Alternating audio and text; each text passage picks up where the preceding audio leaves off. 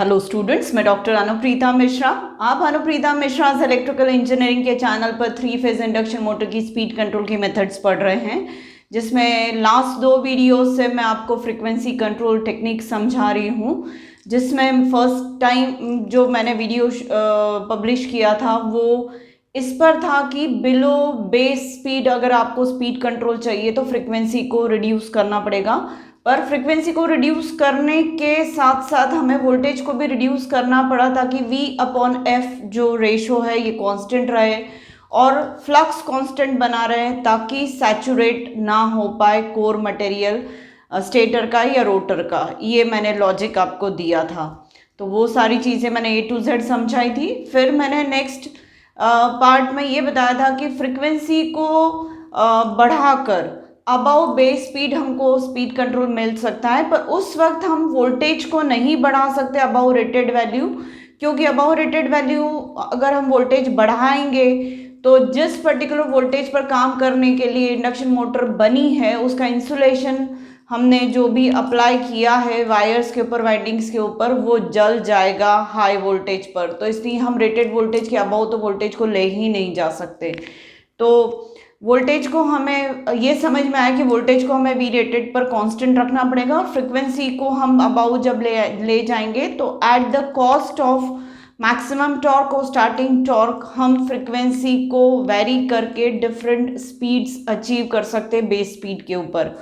पर ये जो भी दोनों बातें मैं कह रही हूँ, फ्रीक्वेंसी को रिड्यूस करना, फ्रीक्वेंसी को इंक्रीज करना, ये अल्टीमेटली अचीव कैसे करते हैं सप्लाई साइड में, क्योंकि 50 हर्ट्ज का तो सप्लाई आ रहा होता है हमारे पास। तो हम ये पर्टिकुलर वेरिएशन ऑफ फ्रीक्वेंसी कैसे अचीव कर सकते हैं, तो ये पॉसिबल होता है सॉलिड स्टेट डिवाइसेस से। मतलब थायरिस्टर या डायोड, यहाँ मैंने थायरिस्टर ही लिखा है, पर थायरिस्टर और डायोड को यूज़ करके हम वेरिएबल फ्रीक्वेंसी सप्लाई बना लेते हैं। और आजकल के टाइम पे V/F ड्राइव इस नाम से सप्लाई मिलता है। इंडस्ट्रीज में भी डिप्लॉय किया जाता है और लेबोरेटरीज में भी, इंजीनियरिंग कॉलेजेस में, जहाँ पर ये वाला एक्सपेरिमेंट परफॉर्म करके देखा जाता है वेरिएबल फ्रीक्वेंसी कंट्रोल वाला। तो उसके लिए हमें V/F सप्लाई वाला ड्राइव लगेगा ही लगेगा। तो दो हमारे पास पॉसिबिलिटीज़ है थायरिस्टर या डायोड्स को यूज़ करके। 2 टाइप के कन्वर्टर्स पॉसिबल हैं जो हम यूज़ करते हैं। कन्वर्टर्स का मतलब कुछ वैरी करना। पावर इलेक्ट्रॉनिक्स में सारे डिवाइसेस जो होते हैं वो कुछ ना कुछ एक पर्टिकुलर पैरामीटर को वैरी करता है। कोई वोल्टेज को वैरी कर सकता है, कोई फ्रिक्वेंसी को, कोई दोनों को, इस तरीके से। तो रेक्टिफायर इन्वर्टर टाइप का जो सॉलिड स्टेट डिवाइस होता है थायरिस्टर या डायोड को यूज़ करके, वो हमें वोल्टेज और फ्रिक्वेंसी दोनों के वेरिएशन को मेंटेन करके देता है। V/F कांस्टेंट रख के भी, या V को कांस्टेंट रख के और F को वैरी करना, दोनों चीज़ें पॉसिबल है। और दूसरे टाइप का डिवाइस होता है साइक्लो कन्वर्टर, जो हमें सिर्फ फ्रिक्वेंसी को वैरी करके देता है।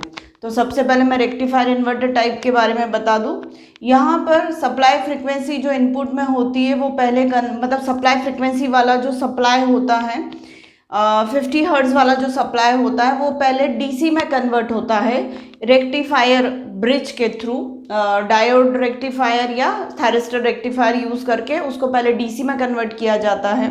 उसके बाद ये जो DC वोल्टेज होता है उसको फिल्टर करने के बाद इन्वर्टर को फीड किया जाता है, जिसकी वजह से वो स्टैटिक इन्वर्टर को फीड किया जाता है, जिसकी वजह से वो डिफरेंट फ्रिक्वेंसी का आउटपुट देता है। मतलब रेक्टिफायर कन्वर्टर ब्रिज ने AC वोल्टेज जो था 50 हर्ट्ज का था, रेटेड सप्लाई वोल्टेज था, उसको DC में कन्वर्ट किया रेक्टिफायर ने। फिर वो फीड कर रहे हैं हम, पहले फिल्टर कर लेते हैं, फिर हम फीड करते हैं उसको स्टैटिक इन्वर्टर में, जो उसको AC में वापस ट्रांसफॉर्म कर देता है। पर उसका आउटपुट जो मिलता है वो आपको डिज़ायर्ड वोल्टेज वाला और डिज़ायर्ड फ्रिक्वेंसी वाला आउटपुट मिलता है। अब ये डिवाइसेस काम कैसे करते हैं ये आप लोग पावर इलेक्ट्रॉनिक्स में पढ़ते हैं, और पावर इलेक्ट्रॉनिक्स प्लस मशीन्स के नॉलेज को हम पूरा का पूरा यूज़ करते हैं इलेक्ट्रिकल ड्राइव्स सब्जेक्ट में, जो मोस्टली फाइनल ईयर का सब्जेक्ट होता है इलेक्ट्रिकल के स्टूडेंट्स के लिए। और जो स्टूडेंट्स फील्ड में जॉब करना चाहते हैं इंडस्ट्रीज़ में, उनका ये वाला सब्जेक्ट इलेक्ट्रिकल ड्राइव्स बहुत स्ट्रॉन्ग होना चाहिए बेटा। तो ड्राइव्स इस टाइप की ड्राइव्स यूज़ की जाती है, ये कहना चाहिए, जिसमें रेक्टिफायर और इन्वर्टर दोनों लगा होता है। अब यहाँ पर क्या हो रहा है, wide range of frequency variation possible होता है, 0 to 3 किलो हर्ट्ज तक का वाइड वेरिएशन पॉसिबल होता है रेक्टिफायर इन्वर्टर के कॉम्बिनेशन को यूज करके। पर साथ में ये वाला पर्टिकुलर जो एडॉप्शन है ये लेस इफिशिएंट होता है, क्योंकि यहाँ पर पावर दो बार डील होती है।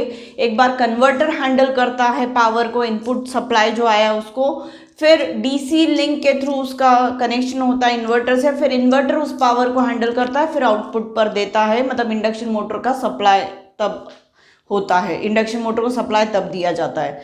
तो इसलिए लेस इफिशिएंट टेक्निक है कहना चाहिए। पर एडवांटेज क्या है कि फ्रीक्वेंसी का variation 0 to 2 to 3 kilo hertz तक हो पाता है। दूसरा तरीका जो है साइक्लो कन्वर्टर टाइप, ये फ्रीक्वेंसी सप्लाई फ्रीक्वेंसी को डायरेक्टली कन्वर्ट कर देता है डिजायर्ड फ्रीक्वेंसी में, और यहाँ पर पावर एक ही बार हैंडल होती है बेटा। यहाँ दो डिवाइसेस नहीं, कन्वर्टर इन्वर्टर सिंपल एक ही डिवाइस है साइक्लो कन्वर्टर, तो पावर जो है वो एक ही बार हैंडल होती है, और डिफरेंट फ्रीक्वेंसी, इनपुट जो है 50 हर्ट्ज का, आउटपुट जो होता है वो आपके रिक्वायर्ड फ्रीक्वेंसी का होता है। पर यहाँ पर ड्रॉबैक ये है कि फ्रीक्वेंसी की जो रेंज पॉसिबल है वो 0 to 50% of supply frequency, one half of the supply frequency he possible है। तो इस तरीके से बेटा दो टाइप की डिवाइसेस, सॉलिड स्टेट डिवाइसेस या कहना चाहिए इक्विपमेंट्स यूज़ करके हम सप्लाई फ्रीक्वेंसी कंट्रोल वाली मेथड को यूज़ कर सकते हैं स्पीड कंट्रोल के लिए 3 फेज इंडक्शन मोटर की। तो जब आपसे सप्लाई फ्रीक्वेंसी कंट्रोल वाली स्पीड कंट्रोल की मेथड पर शॉर्ट नोट आता है या एक्सप्लेन करने को आता है, तो बेटा आप ये तीनों वीडियोस के कंटेंट को लिखेंगे। पहला V/F कांस्टेंट रखने वाला, दूसरा V को कांस्टेंट रखा, F को वैरी किया, तीसरा how we are getting supply frequency variation with the help of 2 electronic devices. Power electronic devices दो टाइप के होते हैं, उनकी मदद से हमें अचीव हो सकता है। उनके एडवांटेजेस डिसएडवांटेजेस वो लिखना, तो आपका ये वाला क्वेश्चन 100% परफेक्ट अटेम्प्ट होगा बेटा। तो उम्मीद है आपको ये सारी चीज़ें समझ में आई होगी। अब मैं नेक्स्ट वीडियो में नेक्स्ट स्पीड कंट्रोल की मेथड एक्सप्लेन करूँगी बेटा। तो प्लीज़ मेरे आज के वीडियो को लाइक कर दीजिए, मेरे चैनल को सब्सक्राइब करिए, करवाइए, और ज़्यादा से ज़्यादा अपने कॉन्सेप्ट्स को डेप्थ तक क्लियर करने की कोशिश करिए। Thank you.